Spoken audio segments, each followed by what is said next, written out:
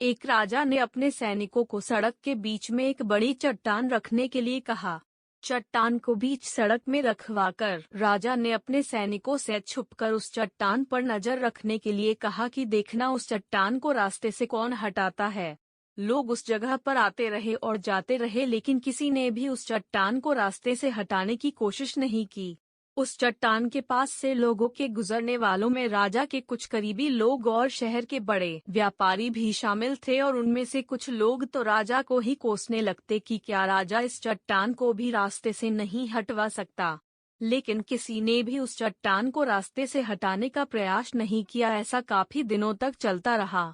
एक दिन एक किसान अपनी सब्जियों के साथ उधर से गुजर रहा था। उसने चट्टान को रास्ते में पड़े देखा और सोचा कि सबको इस चट्टान की वजह से कितनी तकलीफ हो रही है। उसने अपनी मजबूत लाठी से उस चट्टान को एक तरफ धकेलने की कोशिश शुरू कर दी।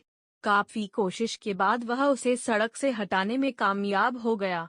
चट्टान रास्ते से हटाने के बाद किसान अपनी सब्जियों को उठाकर जाने ही वाला था कि अचानक उसकी नजर एक पोटली पर गई जो ठीक उसी जगह पड़ी थी जहां से उसने वह चट्टान हटाए थे। उसने उस पोटली को खोलकर देखा तो उसमें सोने के कई सिक्के थे और उन सिक्कों के साथ राजा का एक संदेश भी था, जिसमें लिखा था कि ये सोने के सिक्के उनके लिए हैं जो इस चट्टान को रास्ते से हटाएगा। दोस्तों, बिल्कुल ठीक इसी तरह हम सबके लाइफ में भी कई परेशानियां आती है। कुछ लोग उन परेशानियों से बचकर निकल जाते हैं और कुछ रास्ता बदल देते हैं, और चंद लोग ठान लेते हैं उन परेशानियों का हल निकाल लेने की, और ऐसे ही लोग मुश्किलों में संभावनाएं और संभावनाओं में छिपे अवसर खोज लेते हैं।